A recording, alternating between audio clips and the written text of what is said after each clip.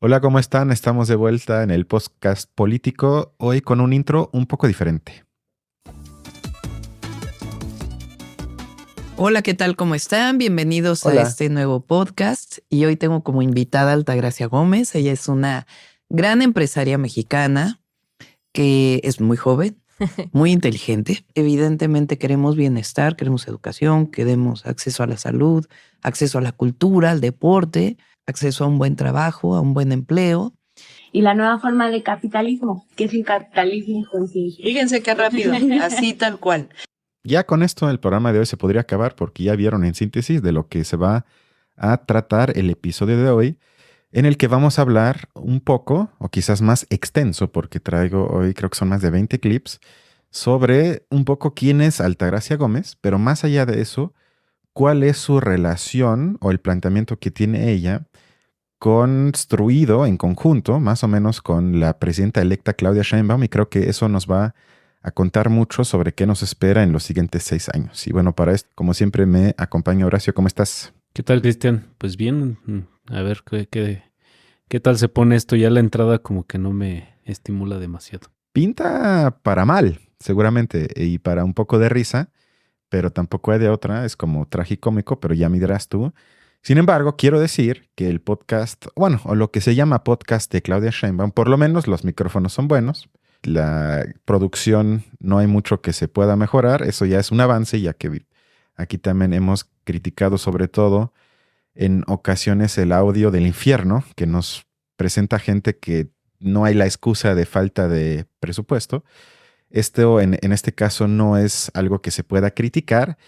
Sin embargo, yo me fijé que en lo que ella llama podcast, ya los episodios duran más o menos 2 minutos. O sea, es más bien algo que es un canal de YouTube que se llama, que tiene podcast. Sin embargo, los podcasts son más una especie de reels de Instagram o grabaciones pensadas ya para TikTok y tienen muy poco o nada que ver con podcast. Sin embargo, ahí está oficialmente el podcast de la presidenta de México, Claudia Sheinbaum. Para comenzar, ¿quién es Altagracia Gómez? Porque no sé cómo sea tu caso, pero yo no sabía de su existencia hasta hace algunas semanas, que ya se hizo pública su puesto como presidenta del Consejo Empresarial, que va a tener entonces interlocución con el gobierno de Claudia Sheinbaum. Ahí me enteré quién es ella y quizás entonces para el público sirva comenzar con la pregunta, bueno, ¿quién es Altagracia Gómez? Claudia Sheinbaum, virtual presidenta electa de México, buscará potencializar la inversión durante su administración, y es por ello que designó a Altagracia Gómez como coordinadora del Consejo Asesor Empresarial. Lo anterior, luego que Sheinbaum anunció ante los banqueros más importantes del mundo la creación del organismo con el objetivo de fortalecer el enlace del gobierno federal con el sector privado. Pero, ¿quién es Altagracia Gómez? Altagracia Gómez Sierra, de 32 años, estudió Derecho en la Escuela Libre de Derecho de México.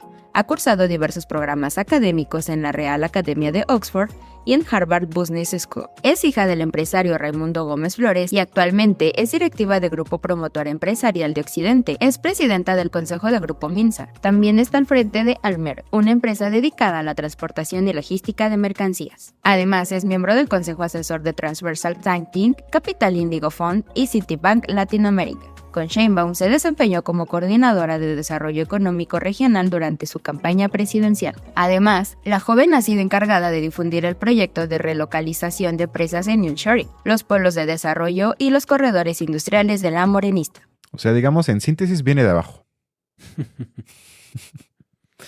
Bueno, para sus 32 años, se puede decir que ha estado en muchos lugares de interés empresarial, que ahorita vamos a hablar de qué rama exactamente sale ella y a qué rama me parece que representa más que otras. Sin embargo, pues yo creo que con eso queda claro que tiene las, como diría AMLO, tablas empresariales para hacer un trabajo a favor de los empresarios, ¿no? Sí, pues creo que es este guiño muy importante, digo, que se ha hecho muy evidente en la campaña de Sheinbaum, aunque pues desde López Obrador ya se veía que siempre iba a haber este guiño constante, un guiño muy evidente, digamos, no es... Aunque no eso es sutil. más que un guiño, o sea, eso ya Sí, es, o por sea, eso, es creo un que matrimonio. eso voy, sí. Eso ya pasa del guiño a que te acuestas, te casas y vives juntos. O sea, eso ya no es un guiño, eso me parecía algo mucho más relacional. Claro que bueno, sí, decir guiño, pues es todavía por esta fachada pues de una izquierda tradicional que se trata de poner sobre la 4T, ¿no? Que bueno, ya llevamos varios videos, pues, y digo, tú has sido muy insistente enfático, en que pues, esto realmente de izquierda, pues no tiene las grandes cosas que debería tener una izquierda, ¿no? Sobre todo, pues, por cómo toma ciertas prioridades, pues, de la realidad de los ciudadanos, ¿no? A partir de la realidad de los ciudadanos y no, pues, de estas, pues, tendencias que, pues, más bien son de un neoliberalismo, ya bien instalado, por lo menos en México, desde los 80s, 90s, ¿no? Es correcto. Y creo que hoy va a ser como la punta ya del iceberg de por qué ya me parece una falacia o por lo menos una sinvergüenza decir que el gobierno de AMLO fue y el de Sheinbaum será anti-neoliberal o que iría de alguna forma, aunque sea mínima, en contra del interés de la oligarquía mexicana. Creo que eso es como lo que hoy me parece que va a quedar más que claro con los clips que vamos a ver. Y para esto, ahora hagamos un salto al programa de nuestra querida Sabina Berman, que en su episodio de, iba a decir la hora de opinar, se ve que lo extraño porque por ahora están en la playa, está en la playa mi querido Leo Zuckerman, por favor tienes que regresar, no hay forma de entender lo que está pasando sin tu hora de opinar, por favor, te ruego. Por eso lo único que nos queda es el programa de largo aliento de Sabina Berman, que ya tiene semanas, pero no tanto, tuvo como invitada a Altagracia Gómez. Comencemos entonces con algunos clips de esta entrevista. Altagracia, naces en una familia jalisciense, dueña de un conglomerado de empresas que incluye a Minsa, la gigantesca productora de harina de maíz, y de Dina, el gigante de los autobuses. ¿Tú diriges ese grupo empresarial hasta antes de las elecciones? Bueno, antes y después presido promotora empresarial de Occidente, que efectivamente es una empresa familiar. Soy la tercera generación dentro de la empresa familiar, que empezó con una lavandería industrial. Mi abuelo era gerente de un hotel. Bueno, con esto ya vemos el ambiente de la entrevista. Que Sabina, y lo vamos a ver en clips, básicamente funge como la que le da como temas a la invitada y cuéntanos sobre esto y luego, ¿qué piensas de esto? Y no tiene ningún afán, que muchas veces no lo tuvo, pero cuando hay alguien que ella asocia de derecha o anti-AMLO, me parece que es mucho más incisiva y crítica, en este caso para nada.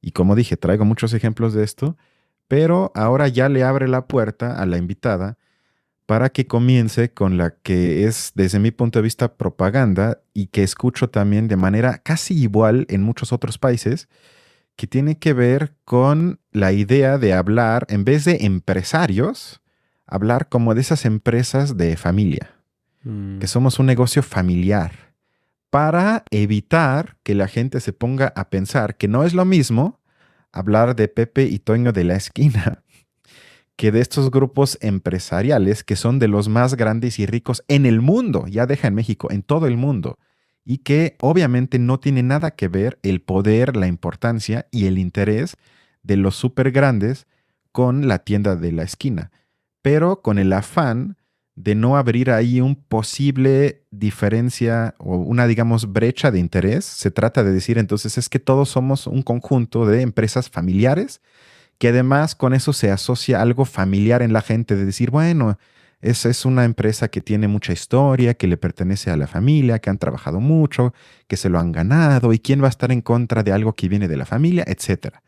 Eso ya le abre la puerta para que ella comience luego, de forma lista, me parece que ella lo hace como yo también lo haría, si quiero como que crear esa aparente cercanía con la gente, de que yo soy como ustedes, vengo de un negocio familiar, pero que Sabina en una entrevista supuestamente con afán crítico le abre la puerta. Ya desde la primera pregunta eso, ya me parece lamentable. No sé si quieras compartir algo. Sí, que bueno, creo que Pues sí, es algo a lo que la 4T ha estado muy dispuesta, ¿no? A ciertos empresarios que pues un poco se alineen en ciertas cosas y ni siquiera es que la 4T exija demasiado, ¿no?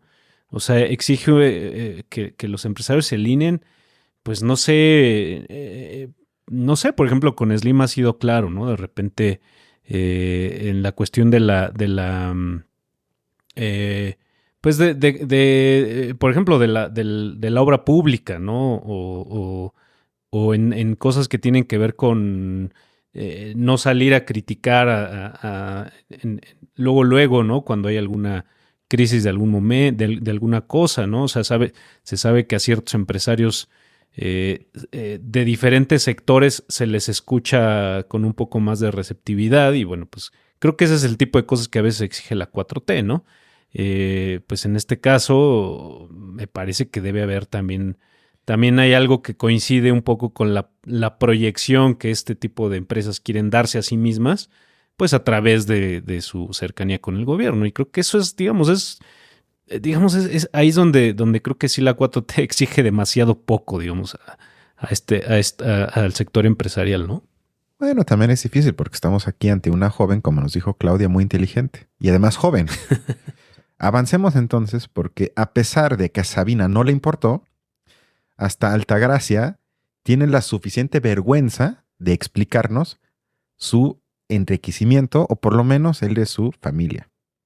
Y la crecen juntos como familia, sobre todo en el sector inmobiliario. Fuimos algunos de los grupos más disruptivos en entrar en temas de financiamiento a vivienda social, desde vivienda social, vivienda media, vivienda residencial. Fíjense ya en su forma de explicarlo, las palabras que usas. Fuimos de los más disruptivos en entrar a mí como entrevistador. Sí. Ya me hubiera encantado. Oye, ¿a qué te refieres con eso? Sí. Disruptivo. Sí. Para mí es ese lenguaje de negocios empresarial que contiene luego mucho de fondo, pero tienes que preguntar, porque si no, ya más bien estamos en un, no sé, TED Talk, como le llaman, de liderazgo empresarial en el que como que las cosas quedan semiclaras, pero en toda la entrevista ella tiene esa forma de hablar, como fuimos los más disruptivos.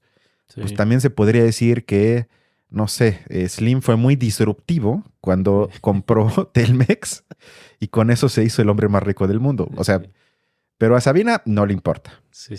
Sí, y pues también preguntarle, ¿no? Cómo, pues una empresa, si lo que está escribiendo es un conglomerado de cosas como de fabricación de camiones y por otro lado de maíz o harina o no sé. De maíz, sí. ¿no? ¿Cómo cuenta esto? Pues cómo entran al mercado de la construcción, ¿no? Es que bueno, pues o sea, solo se puede explicar ahí por un gran capital, una gran acumulación de capital y un crecimiento que quizá le hicieron falta algunas regulaciones, ¿no? Algunas limitaciones a partir de... Pero es una empresa monopolio, quizá, es una empresa de familia, es familiar el asunto. Por ende, criticar eso que tú dices ya es como antifamilia, Horacio, ¿qué te pasa? Pero ella ahorita profundiza un poco sobre lo que tú ahorita mencionaste. Tenemos pues algunos de los desarrollos inmobiliarios, digamos, más icónicos, tanto en temas de vivienda social, Altagracia, uno de vivienda, digamos, arriba de social. Altagracia se llama la compañía. No, Altagracia es uno de los desarrollos, el primer desarrollo inmobiliario que hicieron mis tíos por mi abuelita. Le pusieron Altagracia, es un fraccionamiento en Zapopan muy, muy popular y conocido. Y luego, pues, desarrollos que también han sido reconocidos por su plusvalía, Puerta de Hierro, Valle Real, etcétera, etcétera. Y luego, precisamente, nos permitió pues participar en empresas estratégicas nacionales como es Minsa, como es Dina, como es Almer, entre otras. O sea, aquí ya vemos el modus operandi, que ella es una de las más o menos, me parece, 50 familias que fueron favorecidos en los 80s.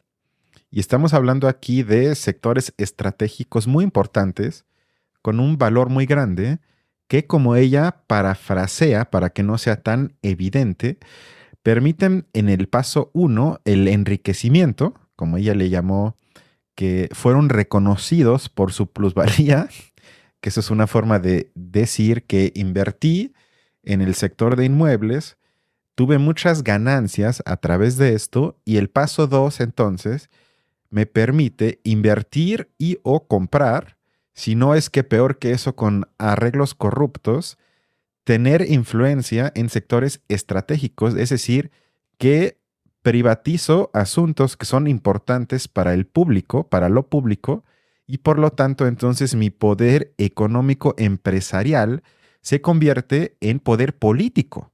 Y eso es algo que AMLO en los libros, cuando yo todavía era más iluso, lo menciona de forma un poco populista, la mafia del poder. Es decir, que es un grupo que por tanto poder económico acumulado, adquirió también a mediano plazo una influencia política que evita, o si me permiten hasta destruye, cualquier posibilidad de formación de voluntad democrática de toda la gente que no somos parte de ese grupo, porque no tenemos esa influencia con tanto dinero que gracias a las privatizaciones, sobre todo desde Salinas para acá. Y ella lo explica, y esa es la primer minuto, es como el minuto 2 de la entrevista, que podrías extraer ya tantas cosas y Sabina lo único que hace es, sí, muy interesante, qué padre, ¿eh? Eso es lo único que sabe contestar, pero ya con eso se podrían hacer, desde mi punto de vista, miles de preguntas mucho más críticas sobre lo que ella acaba de explicar. Sí, es pues es sorprendente cómo de qué recursos hay que agarrarse para ser crítico ante este tipo de figuras, ¿no? O sea, creo que creo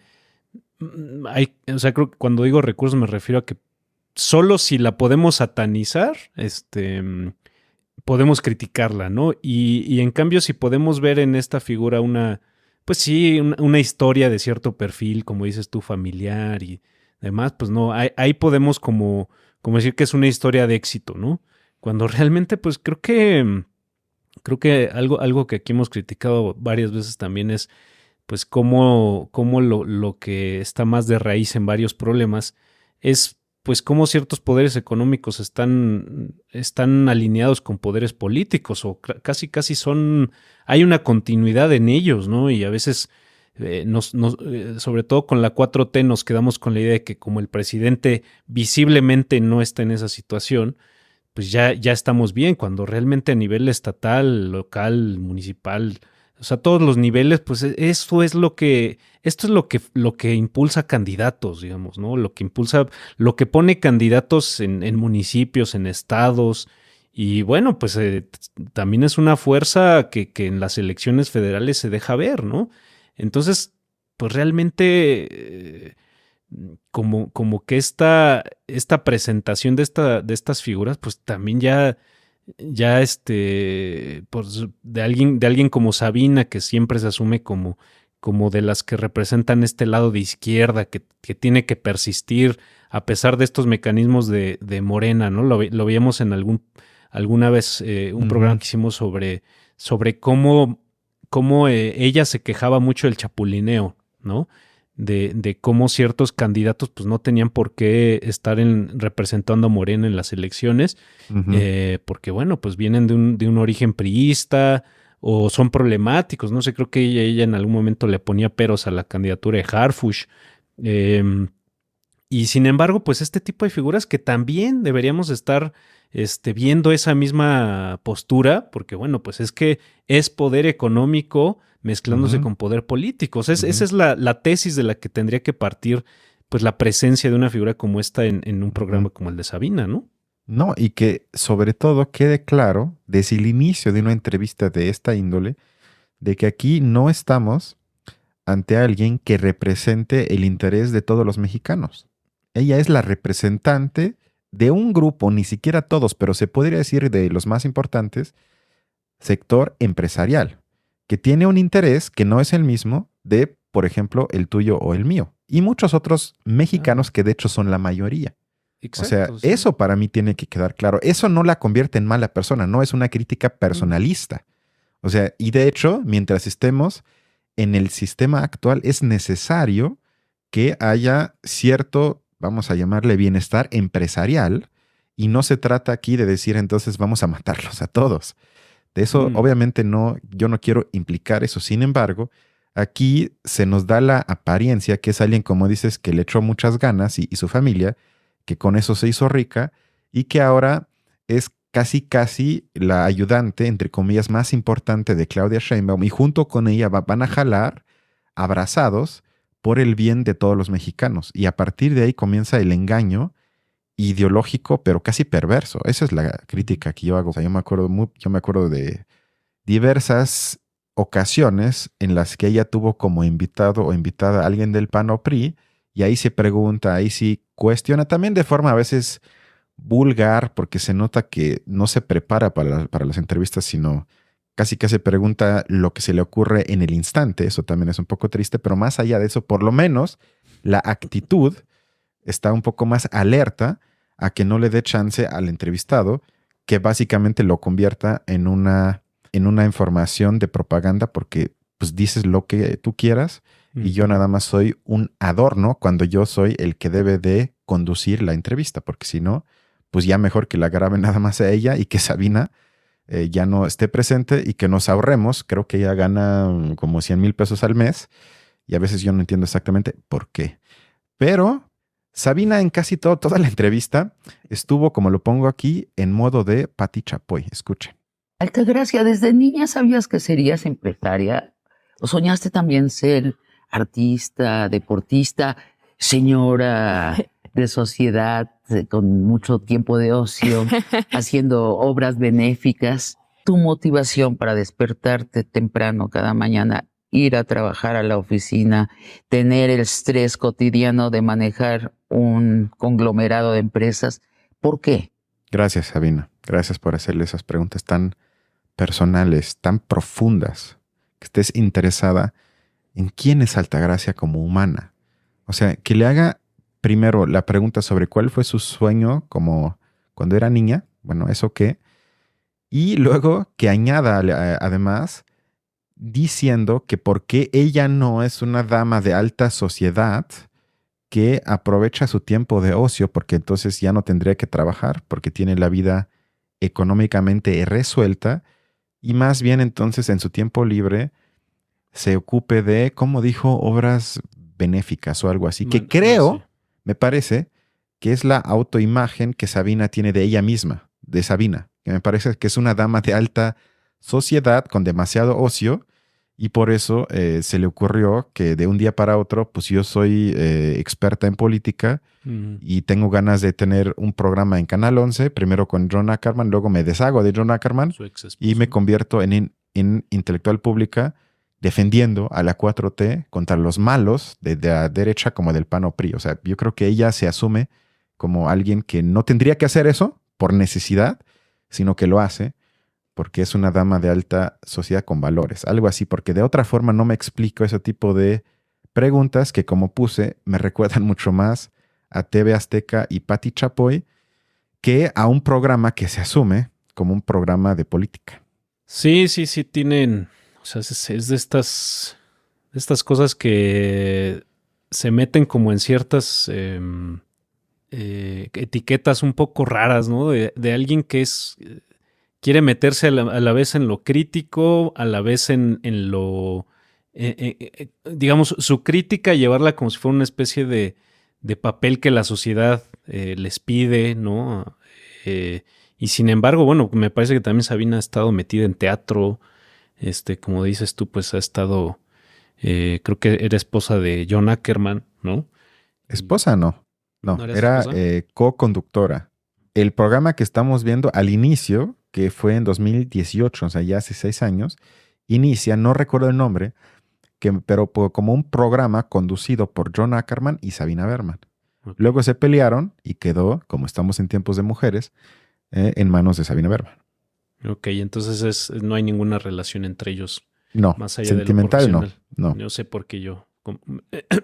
Pero bueno, como sea, creo que sí algo que comparto es esta necesidad de meterse en varias cosas a la vez. O sea, si uno se va a ir por el lado crítico, bueno, pues que hasta donde dé, digamos, la crítica, ¿no? Si eso representa que te saquen de espacios, que de repente te enemistes con cierta figura política, o de otros, pues bueno, supongo que pues lo hacías por la ética que implica ser una figura crítica, ¿no? Pero bueno, creo que como varias figuras que hemos analizado aquí, periodistas, conductores de noticieros, pues bueno, ahí le van campechaneando a todo, ¿no? Y que creo que esta entrevista, pues es otra prueba. No sé, yo me quedo con la idea de que de una figura crítica realmente, pues esto tendría que ser considerada otra forma de chapulineo, ¿no? O sea, de ciertos empresarios que de repente se montan en la 4T y que pues eso les representa la manera de fortalecer sus empresas, a sus figuras, y pues me parece que eso es pues es para mí chapulineo puro y duro, y creo que Sabina, no sé por qué no aparece esto así en su radar, ¿no? Sí, eso es una buena pregunta. Y lamentablemente tenemos que seguir con su ignorancia. Fíjate que en muchas familias empresariales es una frase hecha decir, el Dios es la ganancia. O sea, las empresas están para ganar dinero. Y están para ganar dinero, pero están para crear riqueza holística. Me da una risa que hubo fácil 5 o 6 veces durante la entrevista que hasta Altagracia, en su expresión facial, se le notaba la incomodidad por el tipo de preguntas tan superficiales y vacías de contenido que le hacía la propia Sabina. O sea que hasta Altagracia decía, y están para ganar dinero. Obviamente, no puede haber empresa que no se enfoque en tener ganancias. De lo contrario, la empresa quiebra y ya no hay empresa. No hay otra forma de ser empresario en el capitalismo. El Dios es la ganancia porque tienes que ganar para que tu empresa pueda subsistir. Eso no los hace malos ni buenos, sino así funciona. Es más o menos no sé, si ves un partido de fútbol y te quejas de que su afán es de que metan goles. Bueno, pues de eso se trata el fútbol, si no, ya no es fútbol, es otra cosa. Y su crítica es tan cultural y tan ignorante que, según ella, hay empresarios que se enfocan en la ganancia y otros que no. Y eso nada más existe en tu cabeza, Sabina. No hay eso en la realidad. Está bien que aspires a que la gente ya no piense nada más en la ganancia. Yo también comparto esa intención. Sin embargo, si ya no tienes ganancia como empresa, entonces quiebras. Lo que tendríamos que entonces que anhelar, por lo menos, es una sociedad que ya no se base en esto. Pero mientras estamos en este sistema, no hay empresarios para los cuales el Dios, como dice ella, no sea la ganancia. No entiendo por qué eso no entra en su cabeza. Y hasta se lo dice la entrevistada, le dice, y tenemos que hacer ganancias porque de lo contrario ya no funciona. Ahorita vamos a lo que ella dice al final, que le llama la ganancia holística. Pero bueno, ahorita que vamos a eso, ¿tienes algo que quieras compartir? Sí, que bueno, es que además ganancia va del lado de crecer, ¿no? Y no hay empresa Exacto. que no crezca con ciertas tendencias. Me parece que los monopolios de eso están construidos, de empresas que crecieron tanto que se comieron a sus competidores, ¿no? Entonces, pues me parece que para una empresa no solo se trata de crecer, de ganar, sino de crecer y de adquirir que va de la poder, mano con influencia, crecer. Estar presente en diferentes lados, ¿no? Sí, no, exacto. Y eso creo que, pues, o sea, visto con todos esos componentes, pues bueno, hay un problema en la idea de gobernabilidad a partir de esto. O sea, que, ¿no? Que esto se mezcle con cuestiones de gobierno, ¿no? De políticas, de tener cerca ciertas figuras, pues ya es problemático. Ya es, como tú decías al principio, es un matrimonio medio perversón, ¿no? Sí, porque no hay de otra. O sea, como tú dices, yo aspiro, tengo que tener ganancia para que mi empresa siga. Y si eso pasa, automáticamente, a veces más, a veces menos, pero tengo crecimiento y eso ya puede decir que tengo mayor presencia, etcétera. Pero eso va de la mano, no hay de otra. De lo contrario, no estamos hablando de una empresa. Entonces puede ser una ONG, una AC, una fundación, que son otro tipo de figuras que se usan muchas veces para pagar menos impuestos. Ese es otro problema. Pero más allá de eso, en teoría, esas son formas de inversión que no se basan en sacar ganancias de ellas. Pero todo lo que se llama empresa tiene que ver con la ganancia. Nadie abre una empresa y dice, no, yo no quiero hacer ganancia. A mí me da igual si tengo pérdidas. Bueno, pues entonces tu empresa no va a subsistir. No, bueno, eso es algo que me entristeció mucho. Pero vamos ahora a escuchar qué contesta Altagracia Gómez, ya de forma un poco más profunda, según ella, sobre la importancia y el rol de los empresarios. Al final el empresario, las empresarias, resuelven necesidades sociales. La forma como tú consideras que agregas valor en un producto o en un servicio que haces es resolviendo precisamente necesidades. Y en ese sentido, tu valor agregado es o hacer algo que nadie está haciendo o hacer lo que todos hacen más barato, ¿no? Sí, Cualquiera de las dos son formas en las que las personas Clarísimo. o las empresas agregan valor. Y resolviendo necesidades sociales, pues desde luego se garantiza que se te reconozca un valor agregado. Y teniendo este valor agregado, pues generas ventas. Teniendo ventas, si el costo es más bajo, pues tendrás utilidades. A ver, Sabina otra vez, no sé si entiende. A mí me recuerda un poco ya a Joe Biden. Siento que Sabina ya se está acercando a ese estado que hay que preguntarle más cómo te sientes, entiendes lo que te estamos queriendo explicar, porque ya veo ahí rasgos seniles en Sabina Berman. Y eso no es un comentario de un macho, sino yo soy justo y me da igual el sexo, pero sí me parece ya por lo menos preocupante, porque dice Altagracia Gómez que los empresarios resuelven necesidades sociales. Y bueno, eso es una de las mayores mentiras ya criticadas y para mí hasta desmentidas por el propio Marx. ¿Por qué? Porque él se puso a analizar y llegó a la conclusión, desde mi punto de vista acertada, que lo que hace el empresariado dentro del capitalismo es todo menos eso. ¿Por qué? Porque puede haber necesidades de la gente que no prometen ganancias a la hora de tratar de resolverlas. Como por ejemplo en México, ¿qué es lo que hace falta? Si uno le pregunta a la gente, a ver, ¿de qué hay necesidad? Bueno, de departamentos o casas, de alimentación, de acceso a salud. Ahorita que fue el lío con la UNAM, que todo el mundo cada año se le olvida que en la UNAM desde muchos años nada más se queda el 10% que hace el examen, es decir, faltarían más lugares para que los alumnos puedan entrar a estudiar, etc. Y habría una lista interminable.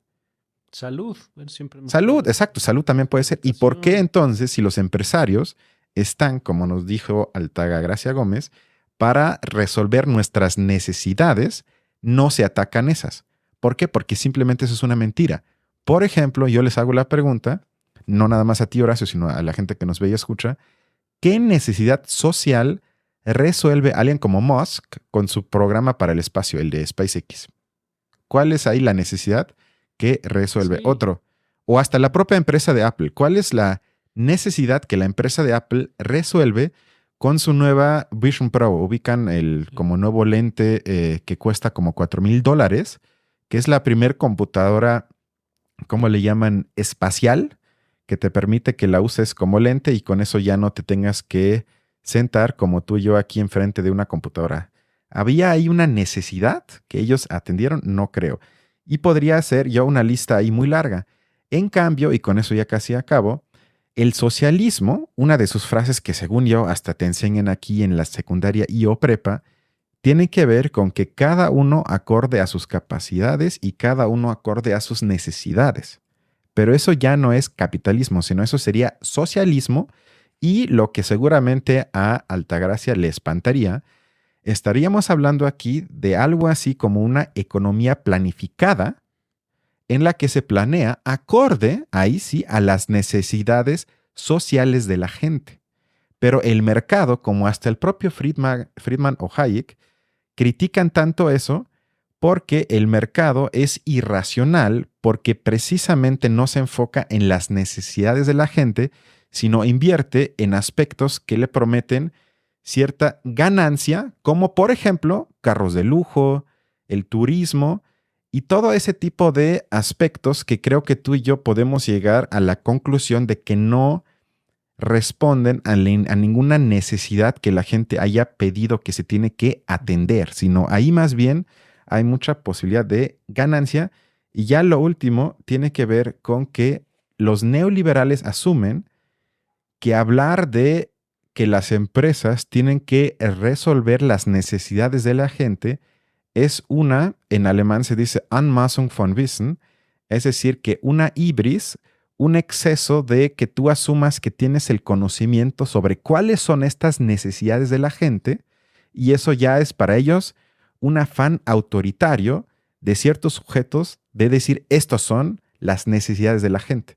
Y más bien entonces dicen que el mercado lo regula mucho mejor porque el mercado, en teoría, como dirían ellos, yo no lo comparto, subsume y es un conglomerado de todo el conocimiento de la gente y por ende es mucho mejor para detectar las necesidades de la gente y atenderlas.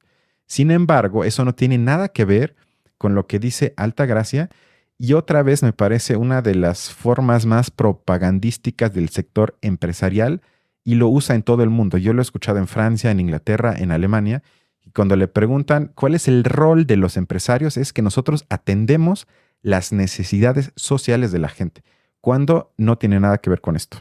Yo ahí diría una frase acá medio catchy, ¿no? Y como tú decías hace rato, eso no los hace ni buenos ni malos, No, solo los hace empresarios, ¿no?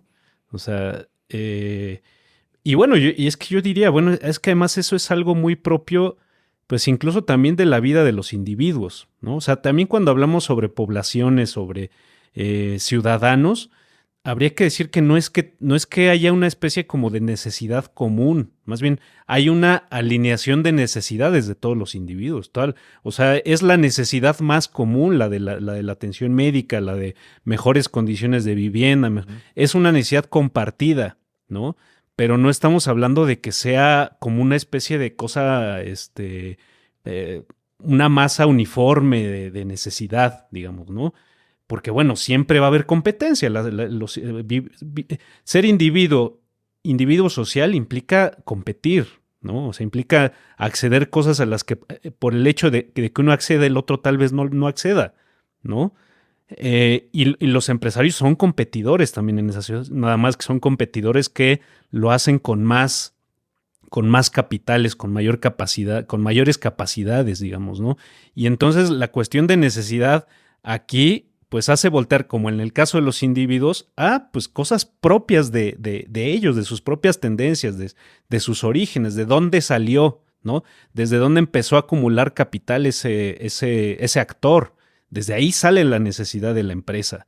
Entonces esta cuestión de que sus objetivos sean solucionar necesidades sociales, no, pues yo creo que en el mejor de los casos sus necesidades felizmente se alinean con las de sectores de la población. Y eso a veces. Por eso digo felizmente, casos, porque a veces es una coincidencia que depende de demasiados factores para que suceda, ¿no? Entonces creo que sí, pues esto es una falacia, es una manera como muy engañosa de argumentar, ¿no? Esta cuestión de que el empresario atiende necesidades sociales, pues o sea, está construido en un mal supuesto, ¿no? Sí, y menos en el siglo XXI. O sea, yo creo que ahí lo que nos dice Marx podría también, por ejemplo, decírnoslo en algún punto el psicoanálisis acerca de la vida de los sujetos, ¿no? De la vida psíquica, ¿no? Y creo que pues justo por eso digo esta cuestión. Eso no los hace ni buenos ni malos, los hace empresarios nada más. Así funciona, ¿no? Estoy de acuerdo, sí, ¿no? Y menos en el siglo XXI, porque como bien tú dices, ya no estamos en la época de Marx, en la que decías, bueno, hay una carencia mundial a tal grado que hay que producir para que ojalá un día teóricamente alcance para todos. Hoy ya estamos en eso y hasta lo hemos rebasado. Por lo tanto, más bien hoy para muchos empresarios, sobre todo nuevos, se trata de cómo creo nuevas necesidades en la gente.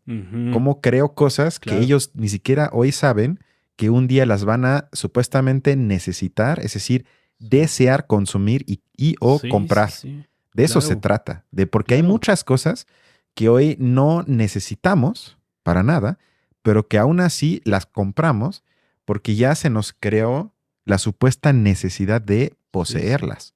Pero, como dije, o sea, creo que lo más urgente sería que ya nadie se muera de hambre. Creo que nadie diría que eso no es un problema y una urgente necesidad pública.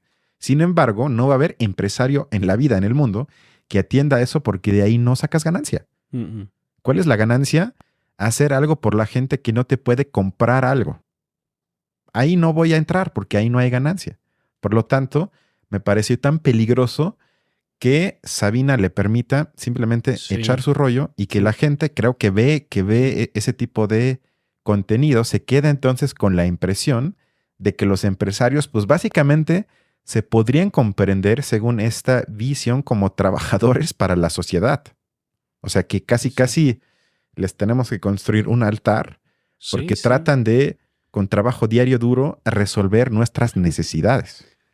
Claro, y también lo peligroso de que el poder político esté tan alineado con el poder empresarial. O sea, porque el poder político tendría que ser un contrapeso por lo menos en parte, o sea, o sea, deberían venir limitaciones, y cuando se entiende limitaciones, ya luego, pues hay quien salta, ¿no? Decir, no, es que ¿por qué el gobierno va a limitar? Pues no, pues es que justo es limitar porque viene de otro lado, ¿no? Viene de otra tendencia, ¿no? O sea, si el empresario tiene estas tendencias que por supuesto pueden ser benéficas, o sea, eso no está a discusión aquí. Lo que está a discusión es que ese es el propósito de las empresas y que las empresas de buenas a primeras ya son ese actor social que se encarga de mejorar las condiciones de todos. Pues no, porque de origen no lo es, ¿no? Sí, no, y como dijiste, o sea, el Estado debería ser, en parte a veces lo es incluso en México, el contrapeso, porque el Estado y el gobierno, que el gobierno es una parte del Estado, no es un empresario, que esa es también una concepción que hoy cada vez se tiene más por gente como Milei y Trump, que el Estado se debe de manejar como si fuese una empresa. Claro. Y eso ahí ya está un error, porque un Estado, justamente como por ejemplo en la capital, el metro como transporte público, no tiene la necesidad de tener ganancia y por lo tanto se puede subsidiar y el costo sigue siendo relativamente bajo del metro. Y por eso el PAN, en campaña, aquí en la CDMX, propuso cambiar eso y darle un enfoque un poco más pro-empresarial y de verlo cómo puedo sacar ganancia de un bien, de una necesidad pública que es el transporte, porque no hay de otra. Digo, a veces tienes que ir a otros lugares y más si es por cuestiones de trabajo. Y ahí se ve esa diferente concepción de cómo manejo algo para el interés público o para el interés privado, que como dices, el interés privado no tiene nada de diabólico o malo, simplemente es lo que es el interés privado. Pero tienes que llamarle el interés privado y no dar la impresión de que trabajan por nosotros. Eso ya es una locura. Exacto, y hay que mantener esa distinción bien clara. Exacto, hay que mantener esa distinción. A mí se me ocurrió otro caso que ya habíamos comentado, digo, fuera del podcast, que eran los parquímetros en la Ciudad de México, en ciertas colonias, ¿no? Que también, ¿eso qué son? O sea, digo, si están solucionando alguna necesidad colectiva, pues no se me ocurre cuál es. Quizá la de poner cierto orden, quizá, ¿no? Pero, híjole, realmente el balance, quién sabe cómo esté, ¿no? En qué tanto realmente sí se está solucionando algo o se está haciendo un negocio de quién sabe quién, ¿no? Yo creo que sirven, sin embargo, no puede ser que estén privatizados. O sea, para mí ahí está el problema. Claro. Que sea ya para enriquecimiento privado, ahí está el problema. En cambio, se tendría que usar para, como bien público, para la gente que vive en espacios con el parquímetro, que quiere decir que vives en una zona en la que a veces hay mucha afluencia de carros, que eso puede ser, entre comillas, molesto si vives ahí, pero deberías decir, bueno, por lo menos la gente que no es de aquí paga por dejar su carro aquí y en cambio con esto mejoran nuestras calles, mejoran nuestras escuelas, ponen más árboles, ponen más parques, habría miles de opciones. Espejos en la Roma. Bueno, exacto. Digo, eso a nivel micro es un buen ejemplo de cómo ahí una idea para mí buena ya se convierte en una mala idea porque para lo único que sirve es que unos cuantos se enriquezcan. Exacto. Y no le ayuda eso a nadie. Pero bueno, sigamos con tu querida tía. Venimos de una época en México la época del neoliberalismo, donde se crearon muchas fortunas en vista de la transferencia de monopolios del Estado se convirtió en monopolios privados. Por ejemplo, el caso de Carlos Slim. Y venimos más recientemente, una crítica feroz a esas transferencias que se hicieron. ¿Cómo lo ves tú? ¿A qué estamos transitando? Bueno, lo primero que yo diría, para ser completamente clara, es que, por ejemplo, Dina era una empresa del Estado. Sí. Que se vendió en el 89. O sea, ¿se dan cuenta que Sabina no quiere decir como, por ejemplo, es tu caso, sino pone el ejemplo que es cierto de Carlos Slim y la misma Altagracia, y en su cara se vio como que pensó en segunda, a ver, ¿lo digo o no lo digo? ¿Lo digo o no lo digo? Mejor lo digo, para que no me critiquen. Y ella misma hizo esa confesión, que no es confesión porque es de dominio público, de que, bueno, yo también y mi grupo fuimos de los que se beneficiaron de ese giro neoliberal que en el caso mexicano implicó la venta de monopolios públicos y convertirlos en monopolios privados. O sea, ella misma lo menciona y Sabina, yo no sé si no lo sabía, que eso ya sería aún más grave, pero quizás igual de graves lo sabía y lo quiso omitir para no incomodar a su entrevistada. ¿Qué es eso? Sí, What? sí, no. O sea, crítica sí. no es. O sea, eso sí ya es algo que debería quedar descartado, ¿no? Que esto sea una entrevista crítica. Sí, Pues, no. dejó de serlo desde No, o el sea, inicio. esto más bien quizás que lo pongan en el canal del Consejo Empresarial como video podría encajar perfecto. Que ya no se hagan el trabajo de ellos mismos hacer los videos, sino subes Sí. y está perfecto. Y como yo no me quiero quedar en eso y no quiero dar esta impresión de que esto es lo único que hay, hagamos un pequeño paréntesis y vamos al programa de Julio Hernández de la última semana, que creo que tiene menos días, en el que tuvo como invitado a Harim Gutiérrez, que es un doctor en historia y que ahora, con algunos datos, porque los hay ahí, que ni siquiera tienes que hacer una gran investigación periodística, sino están en internet de fácil acceso, y él nos cuenta ahora más o menos exacto cómo se enriqueció la familia de Altagracia Gómez. Ella es una de las principales ejecutivas del Grupo PEO, un grupo empresarial muy importante, cuya cabeza es su padre, el empresario Raimundo Gómez Flores. Y bueno, entonces, recordando lo que ha pasado en este país en los últimos 30 años, desde épocas justo en la época en que agarraba más vuelo el modelo económico neoliberal a fines de los 80 y principios de los 90, el origen de la riqueza del grupo empresarial al que pertenece Altagracia Gómez no es exactamente en el gobierno de Salinas. Ya habían empezado a hacer negocios desde antes, pero su gran despegue, digamos, su entrada a las grandes ligas de la economía nacional es en el sexenio de Carlos Salinas de Gortari y es por vía de las privatizaciones. Empezamos en 1989.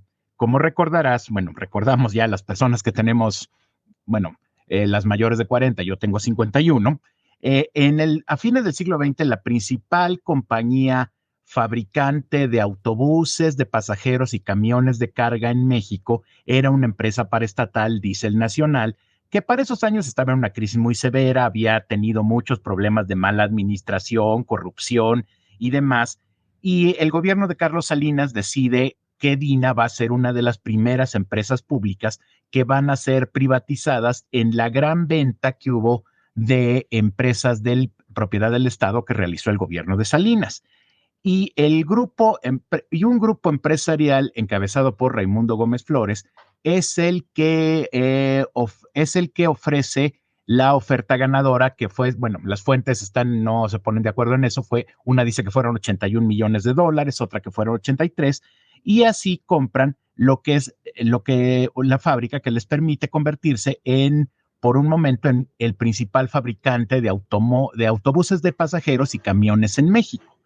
Vamos de una vez a la parte 2. El gran golpe lo van a dar en el mes de octubre de 1993, que es cuando el gobierno por fin va a vender una de las compañías paraestatales más importantes que tenía, sobre todo por la función social que tenía, que era Minsa. No era poca cosa porque, digamos, Minsa es una empresa que había logrado producir harina de maíz nixtamalizado que sirve para hacer tortillas, uno de los alimentos básicos de los mexicanos. Hasta el día de hoy, Minsa es la empresa que se reparte junto con Maseca, su principal competidor, el mercado de la harina de maíz en México y buena parte de ese mercado en otros países como Estados Unidos. Finalmente, Minsa va a ser la empresa de las empresas públicas que compran el grupo encabezado por Gómez Flores. Minsa va a ser una de las que les rinda mejores resultados. En algún momento se dice que es la que sacó a flote al resto del grupo empresarial cuando este tuvo problemas. Y pues hasta la fecha, eso los convierte en uno de los jugadores dominantes en el mercado de la harina de maíz en México. Por lo tanto, digamos, es una empresa de una importancia estratégica enorme para la economía del país y para la alimentación de los mexicanos.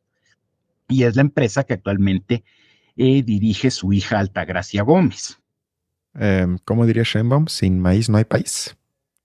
Quizás por eso dijo, pues es contigo.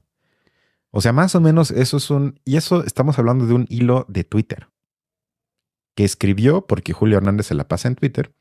Entonces se dio cuenta de eso, por eso lo invitó y en una entrevista de 15, 20 minutos le dio una explicación muy básica de más o menos cuál es el origen de la riqueza de la familia de Altagracia Gómez, que no los convierte en malvados ni nada de eso, sino eso para mí sería el contexto mínimo que hubiese tenido que presentar Sabina Berman en la entrevista. De decir, ok, esto más o menos tiene que ver con tu origen, y no tu origen personal, sino el origen de la riqueza que tú hoy en gran parte representas en el gobierno o para el gobierno, como le quieran llamar, de Claudia Sheinbaum. Pero bueno, para esto me tuve que ir al espacio de Julio Hernández. No sé si tengas un comentario sobre esto. Sí, pues nada más de cómo, pues a ver, entonces, ¿qué poder se está alineando con quién, no? O sea, pareciera que si el poder establecido ya es el pues sí, de un negocio como esto, saber quien controle la mitad del negocio de la harina de maíz en México, pues imagínate qué tanto es lo que debe controlar, además desde hace cuánto tiempo, ¿no? Entonces, pues más de 30 años. Parece que los advenedizos aquí son la 4T y el gobierno federal, ¿no? O sea, entonces ahí como que quién es el chiquito y quién es el grande, ¿no? Sí. Y hablando de algo que también, sobre todo yo he criticado en este espacio, que tienen que ver con la invisibilización del conflicto de clases, que sigue muy fuerte y en México creo que sobre todo de arriba para abajo. Vamos ahorita a otro audio del mismo Harim, en el que cita una entrevista que le hicieron hace más o menos 2 años al padre de Altagracia Gómez y le preguntan sobre su opinión que tiene del observador. Y luego le pregunta el reportero, entonces, ¿ve que este gobierno se ha distanciado del neoliberalismo? Y responde Gómez Flores, y esto es lo que me parece interesante, dice, en el discurso sí, en la práctica los veo totalmente de derecha. La izquierda no se las veo por ninguna parte. Pues, ya no lo digo yo a un pendejo sincero el señor, ¿no? con un podcast mini en YouTube y en los otros lugares, sino lo dice uno de los empresarios más poderosos de México en un tono casi de burla. Pues no les veo nada de izquierda, excepto en la mañanera, en el discurso, que es básicamente, a menos que tú me corrijas, Horacio, algo que aquí también hemos manifestado básicamente de la misma forma. Sí, sí. Es decir, que discursivamente, estéticamente hay un cambio, pero en lo que importa, estamos exactamente igual y a veces hasta pienso que tal vez hasta se profundizó más. Sí, o seguimos sin ver para qué, ¿no? O seguimos en el mismo camino. Sin ver qué se está priorizando, ¿no? Esa es la cuestión, que es de lo peligroso aquí, que en el avance histórico, en la evolución histórica de algo como la 4T, puede que esos motivos tan puros y tan genuinos, pues se pierdan en el camino, ¿no? Se les abandone de repente, ¿no? Porque bueno, pues es que si esto implica ir alineando poderes, pues bueno, quién sabe cuál de esos poderes prevalezca, ¿no? Es que esa es la cuestión, que de todos modos sigue habiendo al mismo tiempo que parece haber una especie de alineación de pues sí, de que parece que jalan parejo, digamos, poder económico, pues son competidores, ¿no? O sea, ahí hay una competencia y hay uno que va a prevalecer, ¿no? Esa es la cuestión. Sí, vamos al siguiente audio que tiene que ver con las implicaciones de todo esto. También, desde mi punto de vista, resulta algo contradictorio con el discurso que se ha llevado desde la 4T, destacadamente lo ha dicho el mismo presidente López Obrador, donde constantemente nos recuerda el saqueo y el aprovechamiento que hubo en los sexenios de política neoliberal por parte de grandes empresarios que se aprovecharon de la venta de propiedades, de empresas propiedad de la nación y que con eso hicieron sus fortunas. Pues precisamente ahora con un caso muy destacado es con los que va a trabajar estrechamente Claudia Sheinbaum. Alguien lo puede ver, puede tratarlo de ver desde un punto de vista hasta cierto punto realista, pues con estas personas hay que tratar, pero digamos, sigue siendo un ejemplo de la distancia que hay entre el discurso de la 4T y el pragmatismo que tiene que aplicar para gobernar el país. Bien, una forma en que el grupo empresarial de Gómez Flores fue beneficiado, pero ya en épocas del gobierno de Zedillo, es que fue uno de los que logró en varios asuntos ser rescatado por el Fobaproa. Sí, claro, otro detalle importante, claro. ¿Eso cómo fue? Pues tanto fue principalmente fue en el caso de Cremi, y también algunos problemas que tenían Dina y el grupo de transporte de pasajeros de Estrella Blanca, del que Gómez Flores también era socio. Digamos, solo lo diré rápidamente, pero digamos, no solamente en cuestión de adjudicarle empresas que antes eran públicas, sino también de que el Estado intervino para salvar después a los negocios de empresarios como Gómez Flores, usando fondos públicos, como fue que se manejó el Fobaproa.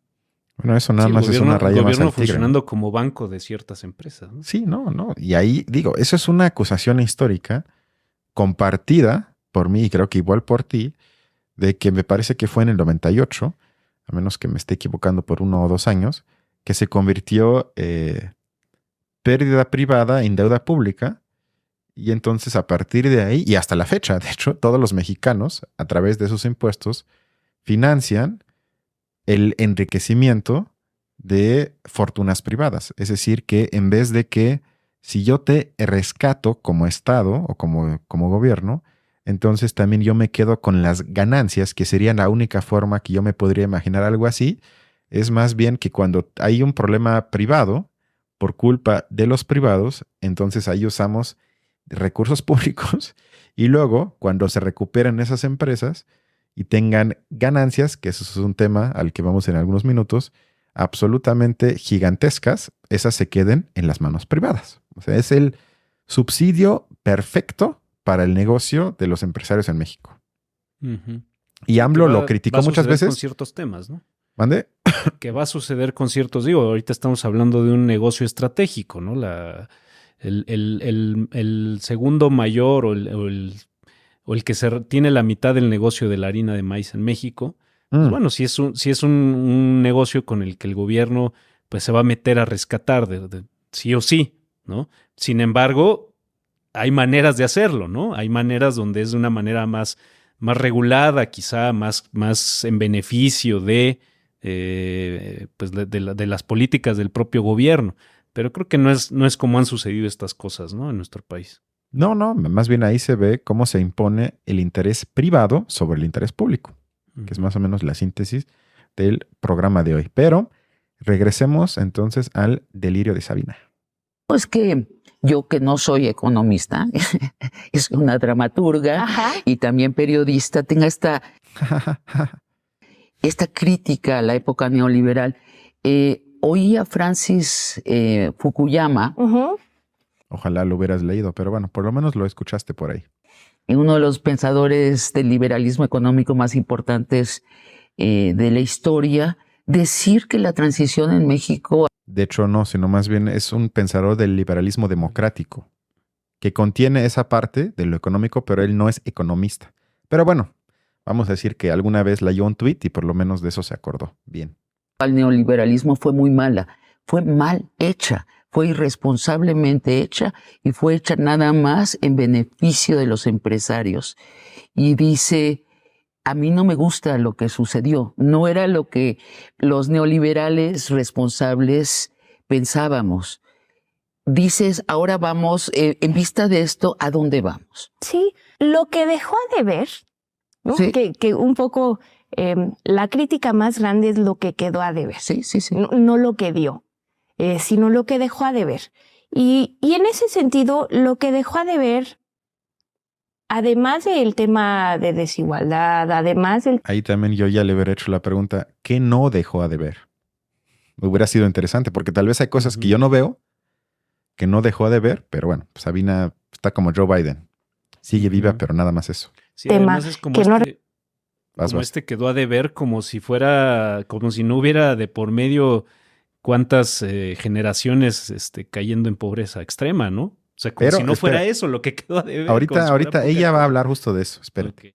Además del tema de desigualdad, además del tema que no resolvió el acceso a derechos para muchos, además del tema de los salarios mínimos que seguramente tocaremos, etcétera, etcétera. Además de todos esos temas que, bueno, pues está feo, pero Poca no cosa. pasa nada, ¿no? Es la falta de movilidad social, Sí, claro, ¿no? claro. Es la, que O sea, se que concentró causa la riqueza. incluso más frustración que la desigualdad y la pobreza per se. ¿Lo crees? Saber que como naces vas a morir Sí. y que la educación y que la profesión y o el oficio y o el negocio que al que emprendas no te van a dar acceso a una mejor vida, o sea, hagas lo que hagas, Sí. eso causa una frustración tremenda. 30 años de salarios congelados. Eso fue el neoliberalismo para la clase trabajadora. No era necesario, ¿cierto? Bueno, Eso también es Sabina. Obviamente no hay necesidad, pues digo, como si fuese que un mandato divino, Sí. que era necesario. No, pues, además ya clausuró el fin del neoliberalismo en México. obviamente. Sabina, ¿no? Pues ya sabes, estamos en la cuarta transformación. Eso ya se acabó. Qué poca Eh, madre. Es que ahí es donde uno sí se brinca del otro lado, ¿no? En ese tipo de cosas. Pues No. mira, ojalá un día yo tenga chance de hacerle una entrevista a Sabina Berman, porque ya tengo muchas preguntas acumuladas y cada vez tengo que oprimir más mi misoginia con respecto a ella. Lo tengo que confesar porque cada vez es más difícil de digerir ese tipo de ya abandono de cualquier intención de ser lo que ella además dijo que es una periodista. O sea, esto ya más bien es, yo soy una conductora de programa y pues como Pati Chapoy. O sea, a mí me recuerda mucho más al espacio de Pati Chapoy. Pero con lo que acaban de escuchar, que tiene que ver con que ella dijo, bueno, somos más pobres que nunca, más desiguales que nunca, tenemos menos acceso a servicios públicos que nunca, pero más allá de eso, ganamos también menos que nunca, pero ahí otra vez hubiese sido mi pregunta, bueno, eso no lo cumplió, ya ni siquiera los propios empresarios niegan eso, pero la pregunta sería, entonces, ¿con qué sí cumplió? Y la respuesta es obvia, cumplió con el enriquecimiento de la clase alta en México. Eso sí cumplió. Y si asumes que eso es la pretensión principal de la ideología neoliberal, entonces lo puedes llamar incluso un éxito. Porque para ciertos mexicanos, muy pocos, pero para ciertos, es un exitazo absoluto. Sí, sí. O sea, les ha ido tan bien que hasta hay gente que no sabe qué hacer con su dinero y la acumulación que además sigue. Ahorita vamos a los datos que acaban de salir hace menos de una semana. Entonces, dependiendo cómo lo analices, lo catalogas éxito o fracaso, pero lo único que se le ocurre a Sabina es preguntar si había necesidad de tan bajos salarios. Pues obviamente no, pero eran tan bajos porque le conviene al interés de los empresarios. Por eso han sido tan bajos, eso es obvio. Sí, y pues además sí, también estas ideas de bueno, favorecer sí empresarios, bueno, pues sí, necesitas favorecer a ciertos actores para que ciertas cosas marchen, digamos, esa sería una lógica, digamos, de esa corriente de neoliberalismo que nos toca Ajá. aquí en México, muy, muy, muy fuerte a partir de los años 80, ¿no? Pero bueno, es que también, o sea, esa opinión de que eso ya por sí mismo está bien, ya de por sí mismo es la receta, pues bueno, es una gran estupidez, ¿no? O sea, no podemos pensar que ese es como copiarle la receta a Estados Unidos, ¿no? Por ejemplo, ¿no? Cuando, bueno, sus actores relevantes, bueno, son relevantes porque no están solo en la lógica interna del país, ¿no? Sino que son capaces de salir y en ese sentido, pues bueno, sí, sacuden el árbol y casi todas las manzanas caen dentro, ¿no? Pero bueno, es que como que esta idea de minimizar los problemas que en México, porque aquí estaríamos hablando en México, han causado este tipo de favorecer a estos actores, a estos grandes actores en México, pues bueno, ha sido desastroso, ¿no? Ha sido, o sea, y es que además es algo, cuando ellos dicen, bueno, es que como nazcas te vas a morir, o sea, Exacto. como si además fuera una cosa ya así de una especie de disgusto, de malestar estético, ¿no? De un malestar como muy, como nada más por ciertas condiciones, ¿no? A mí me pareció de lo más fuerte que dijo, porque digo, y eso es cierto, y pasa en muchos países también, pero México es de los peores ejemplos en este sentido, porque esto quiere decir que si naces rico, mueres rico, y si naces pobre, mueres pobre. Y eso rompería entonces todo el discurso educativo que en México y muchos otros países nos lo tenemos que tragar, es que si le echas ganas, tienes por lo menos la posibilidad, aunque sea mínima, de la llamada movilidad social. Ujú. Y ella acaba de aceptar que eso no existe, que sociológicamente están todos los estudios hechos, que es el 0.001% que cambia su estatus económico, es decir, que nace pobre, pero que quizás muere más o menos rico, o por lo menos mucho menos pobre. O al revés también, que si naces rico no puedes ser suficientemente pendejo o pendeja para que acabes con tu riqueza y mueras pobre. Básicamente es imposible. Y eso me parece de los elementos más fuertes que dijo, porque con eso ya acabas con el mito, que siempre lo fue, de la llamada meritocracia. No hay tal cosa. No tiene que ver con que tengas el posgrado, que le eches ganas, que trabajes mucho, sino tiene que ver con tu cuna, en dónde naces. Sí, y es que es generacional y es de varias generaciones. O sea, salir de la pobreza o sea, ahí hay un tope no solo en un sentido como de las condiciones que enfrenta un individuo en determinado momento, ¿no? Es decir, si el hijo, un hijo o una hija sale suficientemente inteligente para estudiar una carrera, ya puede salir del. No, son cuestiones generacionales, Sí. familiares, ¿no? O sea, decir, crear estas condiciones en un país como México no es una condena nada más así como hacia los individuos de repente, ¿no? O sea, es algo que parecía que es una condición que así como se puso, se quita, ¿no? No, es un rezago histórico y eso tiene mucho peso. O sea, es un peso que creo que es difícil y sobre todo es difícil hacer ver, pues a través de este tipo de críticas, a través de este tipo de lenguaje, ¿no? De un lenguaje que es muy como de la aspiración y del mérito, ¿no? Como pareciera que esas dos son las cosas que están, que bastan, digamos, como que le son suficientes a una persona para competir en un sistema neoliberal como el que está implementado en México, cuando realmente, como lo decíamos en el caso de Milei, o sea, decirle a una persona así en condición de pobreza que puede competir es insultarla, ¿no? Es realmente venderle un país de fantasía en el cual nunca va a vivir, ¿no? Sí, estoy de acuerdo. Bueno, regresemos con Sabina Chapoy. Claudia Sheinbaum, por edad, podría ser tu madre. Sí, claro. ¿Dónde y cuándo la conociste? Bueno, lo he contado algunas veces. Sabina, otra vez, hasta la propia Altagracia ya le dio pena porque, híjole, ya lo conté varias veces, pero bueno, ahí te va, tía. Además, parece que se le encontró ahí en las tortillas, ¿no? Y ¿A quién le coincidieron en una importa? plática, ¿no? Se cayeron bien. O sea, estoy en un programa de chismes de, a ver, quiero saber cómo se hicieron novios. Cuéntanos, ¿fue en la playa o fue en el cumpleaños de tu primo? ¿Qué es eso? ¡Qué asco!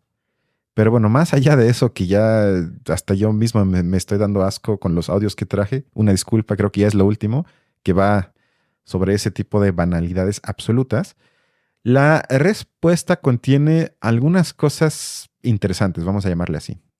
Estábamos en un coche en Guadalajara yendo a eventos donde había más empresarios, pero pues ella quería entender más sobre la problemática, por qué había subido tanto el precio de la tortilla, qué se podía hacer al respecto, etcétera. ¿Y ella te vuelve a llamar o tú la llamas?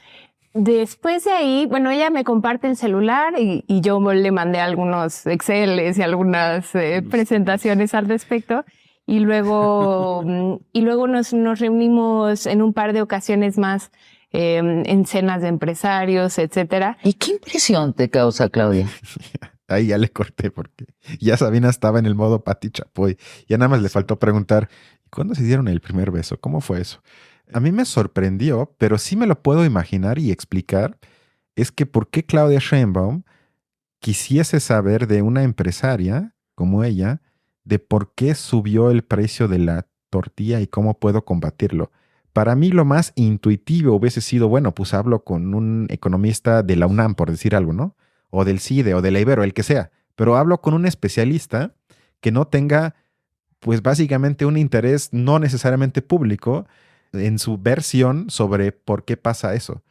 Pero sí me imagino a AMLO y a Sheinbaum, o ese tipo de izquierda, entre comillas, de que digan, a ver, ¿cómo le hago en economía? Bueno, pues hablo con los que saben. ¿Quiénes saben? Los empresarios. A ver, Altagracia, explícame, ¿cómo es esto? ¿Cómo le hacemos? O sea, ¿en serio crees que están tan perdidos que no tengan ganas, tiempo, voluntad de hablar con gente que sí hay, muy capaz en México, en temas de economía, si no se van directo con la gente que ellos asocian con que es gente que sabe y por eso le preguntan a ellos? Eso debo decir que me sacó mucho de onda. O sea, eso sí no pensé que sobre esos temas tan prácticos se fuesen con los empresarios, ¿no? Sí, no, pues es que ahí es donde esto está bien descontextualizado, ¿no? Ese tipo de interacciones, ¿no? De una futura presidenta y una empresaria que tenga esa relevancia. Bueno, pues esas cosas no son así, no son encuentros fortuitos ni meras encuentros por casualidad y por curiosidad de uno de ellos, ¿no? O sea, estas cosas pues están, o sea, traen ahí una agenda, ¿no? Una agenda ya más construida, ¿no? Y puede que te aporte algo, pero eso no sería para mí ni en los primeros 10 opciones que yo les preguntaría sobre por qué pasa algo y qué hay que hacer. Eso me parece ridículo, pero eso explicaría algunas políticas de la llamada 4T. Uh-huh. Ahora vamos al siguiente clip en el que ella nos explica su visión del primero los pobres. No es que quieras menos ricos, es que quieres menos pobres. Ah, ok. Claro, lo que sorprende es que haya un proyecto ambicioso para el empresariado desde la izquierda. Sorprende, no tengo ningún juicio. Ojalá, además, a mí me parece que si todo el país crece, al mismo tiempo el empresariado es un factor importante para que crezca, no es un estorbo. De la inversión, el 92% es de la iniciativa privada. Sí. ¿No? Y entonces, pues desde luego debemos incentivar la inversión de la iniciativa privada. Ahí sale a la superficie que ella es la representante de la inversión privada. Eso es lo que ella quiere fomentar, porque entre más inversión privada, mejor para el grupo empresarial que ella, principalmente por lo menos, representa. Sí. Pero no tiene que ver con la preocupación, y aquí traigo nada más un dato breve de un artículo del Economista de hace año y medio, que apunta que México en los países de la OCDE, porcentualmente con el PIB, tiene la menor inversión pública, que es nada más del 1.6% del PIB. Somos el lugar 32 de 32. Es decir, que el dato que acaba de dar Altagracia de que el 92% de la inversión en México es privada, es un signo de preocupación. Esto no quiere decir que si sube automáticamente todo está mejor. Sin embargo, pues por algo somos últimos. Es decir, algo estamos haciendo y no necesariamente mejor a los otros países que son de la OCDE. Pero Sabina, en vez de tematizar eso, otra vez le abre el espacio a la propaganda de Altagracia y dice esa frase que nos causó risa. Bueno, es que si todo el país crece, pues nos va mejor a todos, ¿no? O sea, está perdida, no tiene idea y le da chance que la gente se quede con la impresión de que lo mejor que nos puede pasar como mexicanos es que haya más inversión privada. Sí, pues sí, son fórmulas muy, muy simplistas, ¿no? muy simplistas y que además no tienen en cuenta pues pues como el enfoque que quizá debería haber aquí, ¿no? O sea, es decir, aquí como que cuando escuchamos inversión privada nos hacen parecer como si fuera una especie de pues, ¿cómo decirlo? Una cosa que de por sí ya está funcionando para pues para lo que el gobierno se propone para la población, digamos, ¿no? Cuando realmente, pues, inversión privada puede ser la que tú quieras, pero bueno, pues si no está colocada, no está bien colocada, pues es realmente, pues no inútil, porque algo solucionará, pero pues no es o sea, no está perfectamente situada en una estrategia, ¿no?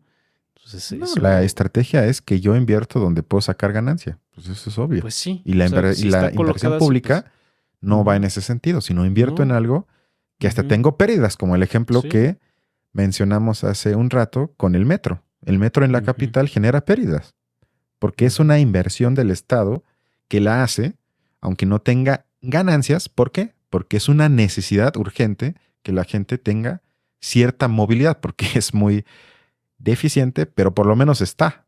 Imagínate que Claro. que ni siquiera Bueno, estuviese. Eso ya. Está y luego pues no está. Exacto. Exacto. Pero por lo menos la idea ahí está, de que ahí invierto con dinero público. Sí. ¿Por qué? Porque si no, estuviese privatizado y todo el mundo se puede imaginar lo que valdría el boleto del metro si fuese público. Mínimo 10 veces más. Y además pagarías más entre más largo es tu viaje.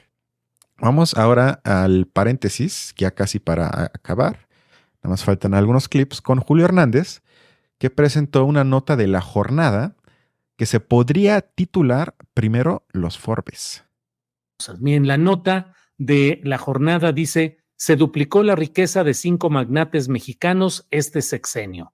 Es una nota firmada por Dora Villanueva, la reportera Dora Villanueva, y dice: de acuerdo con las listas de Bloomberg, la riqueza conjunta, bueno, los 5 hombres más ricos de México crecieron sus fortunas en promedio 226.6% en la administración del presidente Andrés Manuel López Obrador, quien, dice la nota de La Jornada, el fin de semana destacó que, comillas, no hay un empresario de los grandes que haya fracasado, cierro comillas, durante su gobierno. Pero miren nada más lo que son las cifras.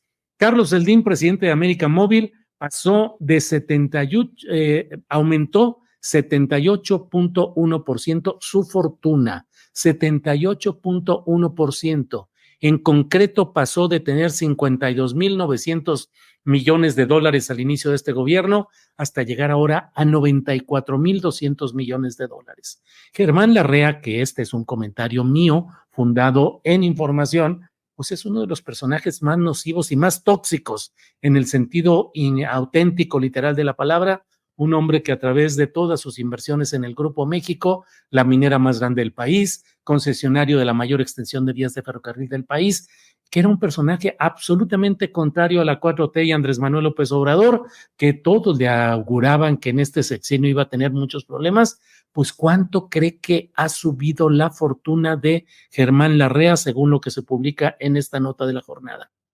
Subió 944.2%. 944.2%. Pasó Germán Larrea de tener 3.600 millones de dólares a tener ahora 37.800 millones de dólares. La riqueza Vamos de una vez ya con más datos sobre esto. conjunta de Carlos Slim, Germán Larrea, Ricardo Salinas, Alejandro Baileres y Juan Baikman Vidal y su familia suman, esa riqueza conjunta suman 158.630 millones de dólares, que significan cerca de una quinta parte de lo que hasta mayo de 2024 valía la deuda pública del país. Y bueno, me fueron muchos datos, pero lo que quedó claro es que la acumulación de riqueza en la élite mexicana sigue más o menos igual. Yo creo que hasta se intensificó durante los 6 años de López Obrador. Ya estamos excluyendo que estuvimos en pandemia pues por lo menos año y medio. Y ni siquiera eso frenó mínimamente el enriquecimiento vulgar de los 50 empresarios entre 50 y 100 más grandes de México. Y nada más para que haya como una comprensión de las cifras, Julio al final dijo que los 5 hombres más ricos de México contienen una riqueza más o menos de 158 mil millones de dólares. El presupuesto de la UNAM de 2023 fue más o menos de 3 mil millones de dólares. Es decir, que si cobrásemos nada más el 10% de impuesto a esos 5, nada más estamos hablando de 5 hombres, los 5 más ricos de este país, podríamos de más o menos un día para el otro construir y abrir 5 UNAMs. 5 UNAMs. Y dije UNAMs porque como ya lo dije, hace una semana hubo el escándalo que dura exactamente un día hasta que pase lo mismo en el otro año, de que el 90% de los alumnos no entran a la UNAM, los que intentan el examen de admisión. Sí. Eso es uno. También, nada más una cifra más, el gasto en salud en México en los últimos años en promedio fue de 50 mil millones de dólares. Es decir, una tercera parte de la riqueza de estos 5 hombres. Si le cobrásemos, en vez del 10%, el 30% a esos 5 hombres más ricos de México, podríamos, también casi de hoy para mañana, duplicar nuestro gasto en salud. Y estoy hablando, repito, nada más de los 5 hombres más ricos de México. Si aumentas eso al 1% más rico, estoy hablando de cifras que podrían impactar la posibilidad del gasto público en México de formas que creo que la gente no se puede imaginar. O sea, en síntesis, en México hay mucho dinero. Somos de las 15 economías más importantes y más grandes del mundo. El problema es que está concentrada de forma tan extrema como en muy pocos países en el mundo. Y eso en el gobierno de Obrador no nada más no se ha tocado, sino se ha intensificado. Pues sí, de lo que estamos hablando es que hay ciertos negocios en México que están muy repartidos, ¿no? Y que pues son negocios, digo, aquí, pues para eso deberíamos tomar el ejemplo de Altagracia, ¿no? Estamos hablando de un negocio, de un producto o un bien que en nuestro país, muchas cosas tienen que ver con él, ¿no? La harina de maíz, ¿no? O sea, no solo es irse a echar unos taquitos cada 8 días, ¿no? Es algo que es permanente, o sea, es algo que se está consumiendo todo el tiempo, ¿no? O sea, seguro hay estadísticas de qué hay más, y niños que nacen o gente comiendo tortilla o algún derivado de esto, ¿no? O sea, y bueno, pues podríamos pensar que así como hay otros tantos negocios que son de cosas que se consumen todo el tiempo, ¿no? Y que se están consumiendo de una manera como parte de un proceso de una empresa. Hay una empresa que está haciendo funcionar ese proceso y que no es una empresa estatal, ¿no? No es una empresa estatal y sin embargo es de un poder económico que tiene sus propios intereses. Cuando en un principio, bueno, al tratarse de un bien, para del cual necesita todo ciudadano promedio, pues en algún momento hubo una concesión, hubo alguien que se puso a explotar algo con el beneplácito de algún gobierno. Y bueno, eso en algún momento lo vimos con la cuestión del agua, ¿no? De la cuestión del agua nos sorprendía, digamos, ¿no? Que pudiera haber algo como eso en el fondo, ¿no? Uh-huh. Y bueno, pues en algún momento veíamos que había poderes como ciertos bancos, ¿no? Explotando un bien que uno diría, bueno, pues que no, el agua es algo que a lo que solo le abro el agua y ya es mío, digo, la llave y ya es mío, digamos, lo puedo usar como yo quiera y me cuesta barato, ¿no? Cuando no, bueno, pues hay muchas cosas que nos llegan a nosotros como parte de un proceso que echan a andar ciertas empresas que tienen ciertos dueños que son ciudadanos, son personas pues como uno en algún sentido, pero bueno, pues que en su familia, porque bueno, pues coincide con que estas han sido grupos familiares, ¿no? Pues ya han explotado este tipo de cosas por generaciones. Y que bueno, pues como decía hace rato, pues el que llega, pues es este nuevo gobierno. O sea, ellos son los advenedizos, son los que tratan de venir a establecer condiciones, pues obviamente al parecer con una estrategia en la cual pues no los molestan, no les quitan ni tantito, ¿no? No los limitan, no les regulan, ¿no? Sino que al parecer, pues bueno, les quitan estorbos a veces, ¿no? Sí, estoy de acuerdo. Y me parece ya el último clip, que es de Abraham Nuncio, que es un columnista de La Jornada, que igual estuvo con Julio Hernández y que abrió la pregunta, bueno, si Altagracia Gómez preside el Consejo Asesor Empresarial del Gobierno, ¿por qué no entonces también habría un consejo de asesoría por parte de la gente no empresarial o como le llama él, de los trabajadores?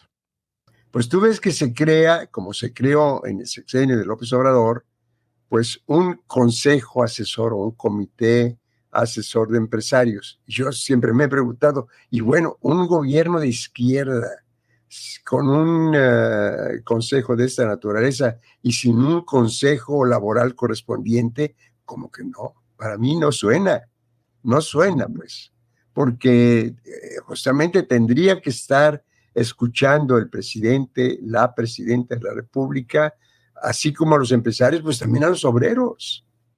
Y bueno, esto ya es mi conclusión del día de hoy, que estamos ante un gobierno no pero para el interés empresarial en gran parte.